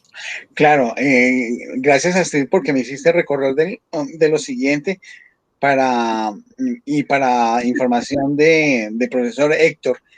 Se está en este momento lanzando una aplicación que está en el estado beta de prueba, en la cual cualquier ciudadano colombiano se puede inscribir dando su nombre y su cédula, inmediatamente un sistema de información con inteligencia artificial sofisticada lo que hace es recoger toda la información que esté a nombre de ese número de cédula de ciudadanía y le saca de manera digital todos sus papeles y documentos que están a nombre de ese número. Yo estuve a punto de inscribirme cuando dije no, pero si hago eso, tienen centralizada la información mía de en dónde estoy. Prefiero mantenerme por fuera, pero están haciendo ese tipo de cosas. Entonces, cada vez más es una sociedad del control en la información acerca de los ciudadanos, de las empresas, de las corporaciones, con el propósito de, por supuesto, tener la orientación hacia dónde deben ir las cosas. Y en la medida en que se, como dijo Francis Bacon, en la medida en que se tiene un conocimiento, se tiene un poder para actuar. Lo otro que quería señalar es que para el campo, por ejemplo, de la formación en el área científica, investigativa y metodológica, el hecho de que los estudiantes, no importa la carrera que sea, no importa si son licenciados en educación o son arquitectos, el hecho de poder entender que lo que hoy ocurre a nivel internacional, a nivel mundial, en relación con la investigación, el desarrollo, la innovación, el sector de la producción, sea, digamos, el sector de la producción, en este caso, de la vivienda, está entramado en una dinámica de relaciones donde lo financiero, lo económico, lo político, lo social están ahí involucrados. Bueno, Roberto lo sabe mucho mejor que nosotros, donde todo el sector educativo lo que hace es un aprestamiento para el desarrollo de unas conductas deseables por parte del régimen que está dirigiendo una nación para cumplir con unos propósitos de una agenda de desarrollo que estaba planteada políticamente y por supuesto económicamente a través de un sistema jurídico y administrativo que busca que haya una homogeneidad en la conducta humana y que los trabajadores de la educación, los docentes, aunque quisieran ser trabajadores de la cultura, son unos obreros en la adecuación de comportamientos deseables de los estudiantes, aunque no es una tarea fácil también, pero quería como señalar esto en esta otra perspectiva, no tan deontológica, sino más bien como tristemente pragmática. Y muy seguramente también estará pasando en otros niveles del desarrollo cultural. Con esto, pues Armando no está, pero me hace acordar que él nos habla mucho de las industrias culturales. Entonces debe ir también por esa línea. Claro.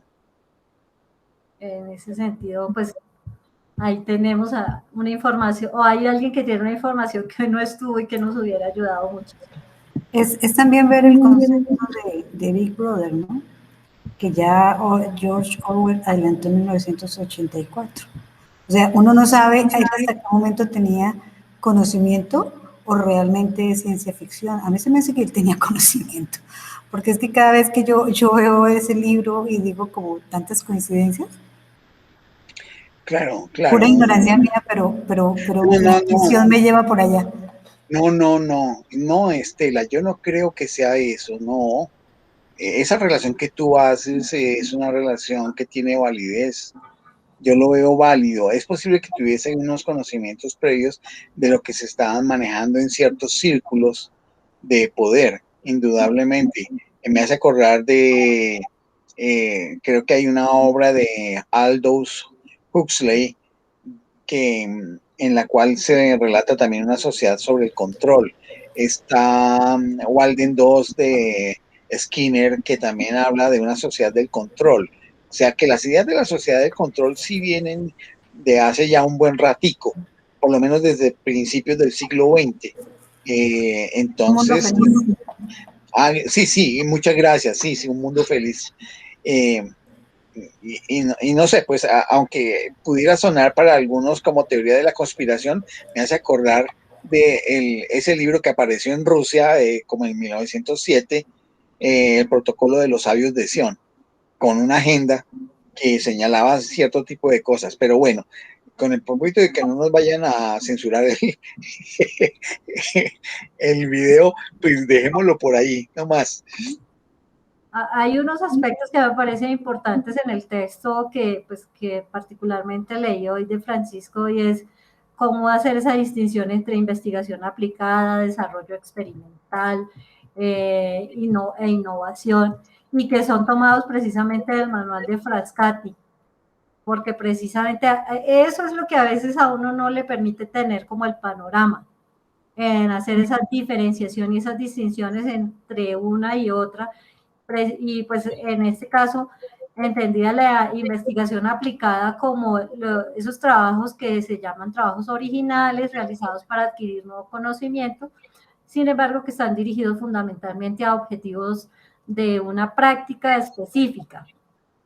¿Eso qué quiere decir? Que pues unas son las producciones para los ingenieros, otras serían, en el caso de nosotros, como pasa con el doctor Trejo y yo, el trabajo de lo que podría convertirse realmente en investigación aplicada para las ciencias humanas. No sé, creo que ahí es que donde uno empieza a confundirse por... Pero no, está bien. Y vale decir que la aplicación del manual de Frascati fue inspirado por una obra del generador de la cienciametría y bibliometría, Derek de Sola Price. Cuando él escribió de la pequeña ciencia a la gran ciencia, de la little science a la big science, él planteó la necesidad de que los países en ese proceso de planificación de la investigación y el desarrollo establecieran una serie de indicadores de producción científica.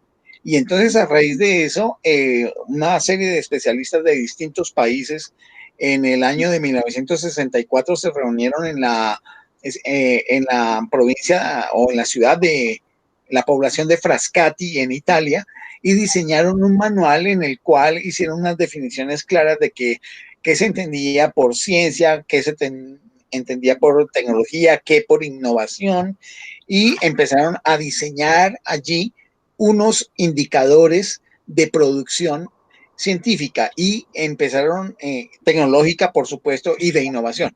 Y allí empezaron a hacer la distinción de qué se consideraría producción científica netamente, qué de producción tecnológica, qué de desarrollo experimental. Y en esa medida, con esas divisiones, ver en los niveles educativos quiénes podían hacer investigación científica. Actualmente, por ejemplo, se admite que la investigación científica solamente se hace en institutos de investigación y en las universidades que tienen programas doctorales. Las producciones de maestría no son producciones científicas. A lo sumo pueden ser investigaciones aplicadas o investigaciones con pretensión científica, pero de una aplicación de una observancia muy pequeña. Las maestrías no son consideradas como parte de la producción científica, y esto hace que entonces los indicadores de producción científica que se establecen en términos de las publicaciones en los sistemas de revistas indexadas, que es también un monopolio, un cartel económico y económico y gremial a nivel mundial, con unas editoriales específicas para ello, de sistemas de revistas y de libros. Entonces clasifican con los pares académicos que ellos consiguen, contratan y convienen, qué es científico y qué no es científico dentro de las agremiaciones científicas que existen en el mundo.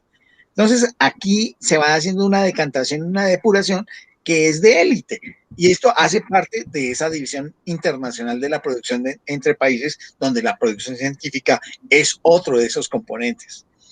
Con ello vamos viendo que entonces los indicadores que permiten establecer los rankings de producción científica y tecnológica, que por ejemplo Scopus permite ver dónde está ubicada Colombia y dónde está ubicada Colombia a nivel de las revistas mundiales. ¿Cuántos productos hay en revistas mundiales indexados en tal año, en tal vigencia? Después sacan rankings de universidades que pueden hacer producción científica que está también indexada.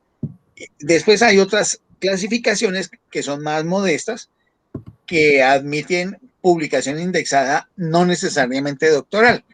Y allí entonces salen rankings de universidades, donde por supuesto las universidades del sector de Iberoamérica están muy atrasadas con respecto al ranking mundial. En el ranking mundial las primeras son norteamericanas, chinas y una que otra alemana, y la primera española está por allá en el 120 o 140, por ejemplo.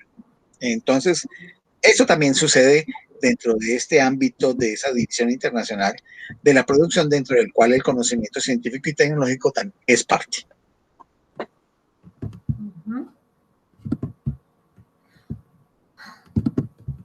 Pues lo que yo percibo, lo que yo identifico con lo que hemos hecho en estas 3, 4 últimas tertulias es como una alfabetización, como un ABC donde poder ubicarse y uno ver desde qué perspectiva o cuál es el lugar que estaríamos ocupando cada uno de acuerdo al trabajo profesional que realiza desde las instituciones donde está ubicado.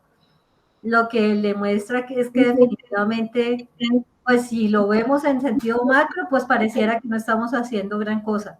Pero si lo vemos en un sentido más de enaltecer y de pensar en que todo lo que hacemos tiene algún impacto, como el efecto mariposa, ¿no?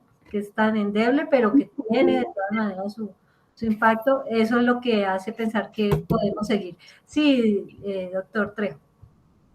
Gracias. Bueno, me ha parecido muy interesante pues reflexionar precisamente sobre esas visiones de la ciencia, la tecnología y la innovación en el marco, uno, digamos, de la filosofía de la ciencia como tal, es decir, de pensarla desde los parámetros del conocimiento, ¿cierto?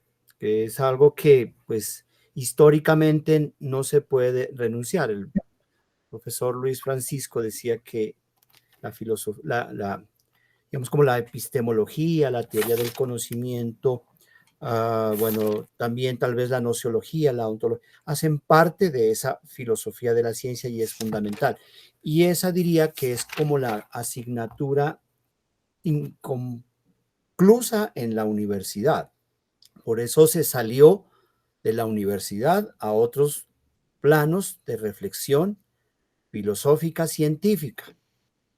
Entonces, lo importante de este espacio es ciertamente centrarnos en esa reflexión histórico-filosófica de la ciencia y entender el concepto de ciencia, tecnología y sociedad dentro de unos parámetros, digamos, del conocimiento científico.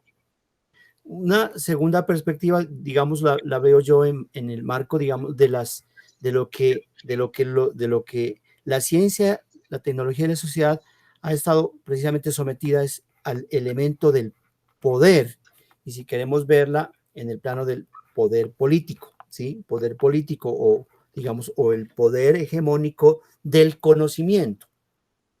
Y es ahí, pues, donde se han ido creando una serie de redes dinámicas, estructuras que, pues, han aislado a ciertos grupos sociales a desarrollar unos tipos de conocimiento que obviamente a veces uno parece que pues ya son inalcanzables, ¿sí? Pues solamente de unas pequeñas élites o grupos que están ranqueados, que están pagados, que están generando conocimiento para un tipo de sociedad,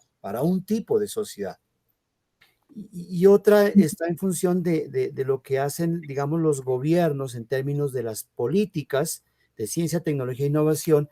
Caso Colombia, que hace poco se viene hablando de esto, tal vez yo tenga poco conocimiento de esto, pero hace poco que se viene profundizando en el concepto no tanto de ciencia, tecnología y sociedad, sino de ciencia, tecnología e innovación por los desarrollos científico-tecnológicos y sobre todo de la información y la comunicación que han puesto a pensar de cómo poderlos utilizar al servicio pues, de los diferentes sectores para que puedan empoderarse esos sectores de esos, digamos, de esos deseos de desarrollo, de esos mejoramientos de la calidad de vida y sobre todo, pues obviamente de la producción que pueda posibilitarse con este fenómeno de la ciencia, la tecnología y la innovación.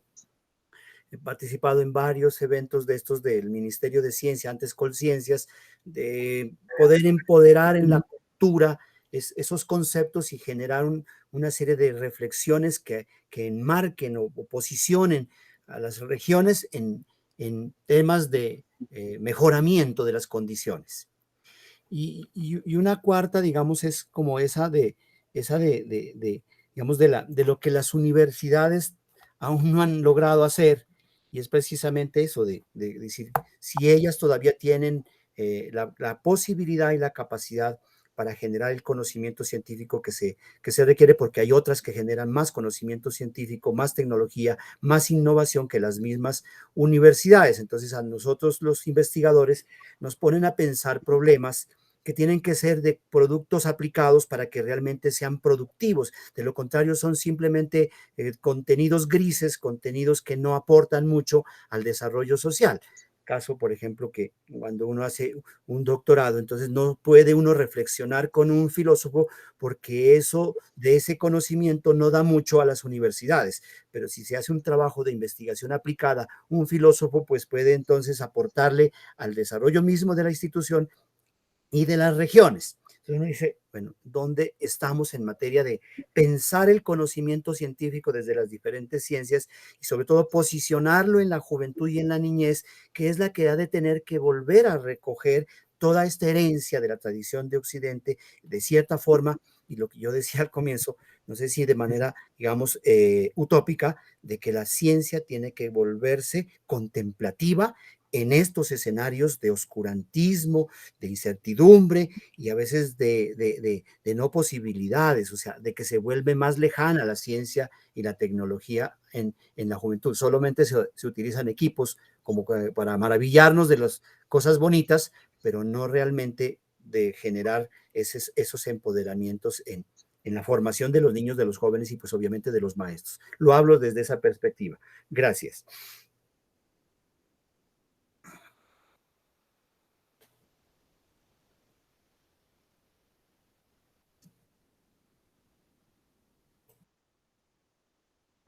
Muchas gracias al profesor por esas, digamos, como reflexiones y aportes, porque de una u otra manera en ese ejercicio estamos. No sé si estén de acuerdo que con lo que hemos abordado hasta el momento ha sido satisfactorio, ha sido muy, muy interesante, como poco a poco hemos ido tomando estos ítems que estaban de alguna manera planteados por cada uno en sus lecturas. E invitarles pues con ello a que miremos para la próxima sesión, pero no sé si seguimos en este tema o vamos a ir a otro.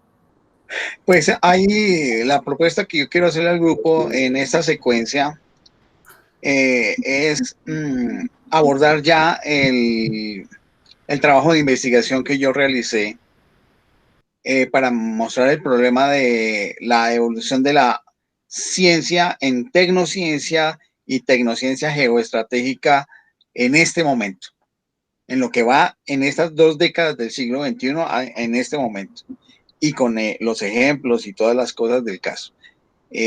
Sería para poderlo abordar en unas 2 o 3 tertulias, porque el documento es extenso, es complejo, y entonces haríamos una especie de análisis ya interno inicialmente y después se transforma de lo interno a lo externo en lo que es la ciencia y la tecnología. La parte externa es en la parte final donde ya se involucra desde una perspectiva compleja todo esto que de alguna manera Roberto había señalado con su disertación, más algunas de las cosas que yo dije. Es lo que se me ocurre, y terminado eso, pasamos ya a otro campo de estudio de la filosofía de la ciencia, que sería, digamos, como para ya el mes de septiembre y comienzos de octubre. Perfecto. Estela había levantado la mano. ¿Qué querías comentar, Estela? No, nada. Pues ya después de lo que dijo Francisco, no, porque yo sí quiero entrar a ese tema. Bien, pero pero sí, ¿qué tenías? No, yo lo que quería decir era que esperáramos, de todas maneras, démosle como un chancecito a Armando y a Hernando que no entraron hoy, para que nos den su punto de vista en la próxima sesión, porque a mí sí me hace muy importante el punto de vista de ellos. Claro, no tienes toda la razón, Estelita. Y justamente va a ser perfecto porque con lo que abordemos del documento que les voy a enviar, y yo les digo más o menos hasta qué página, entonces seguramente lo que señalé Armando van a estar en íntima relación con lo que hemos tratado. Seguramente ellos van a ver el video y entonces se van a empapar más lo que vamos a señalar en el documento que les envío, perfectamente se va a poder satisfacer eso que tú estás señalando con justa razón. Entonces, en términos de hacer como una conclusión de la reunión que hoy hemos realizado, pues es tener en cuenta que aparte de ver la ciencia, la tecnología y la sociedad o incluidas con la innovación, está también los elementos de cómo la educación o los que de alguna manera tenemos que ver con la educación, tenemos en ese caso podríamos decir como dos perspectivas, una que es el el deber ser, el de querer soñar también con un mundo cada vez que potencie o abra posibilidades de mayor satisfacción para la población en general, y la otra de aquella que hace como el registro, el describir y mostrar cómo está el estado de cosas, eso por un lado. Por el otro, pues la perspectiva filosófico-científica en las ideas que nos fue dando Roberto con respecto a la visión de los sistemas complejos, y que desde allí pues también se abren otras posibilidades, que ya sea en la visión de Carlos Eduardo Maldonado o los matices que de alguna manera se pueden plantear desde la visión que, digámoslo así, da Edgar Morán, aunque uno podría estar distante con ello, pero pues ahí hay elementos. Por el otro lado, pues cómo verlo en el sentido práctico o pragmático de los países, en la forma como se han organizado sus sistemas nacionales de ciencia, tecnología e innovación, como lo socializó Roberto, elementos que nos dio Estela y lo que fue planteando también el doctor Trejo.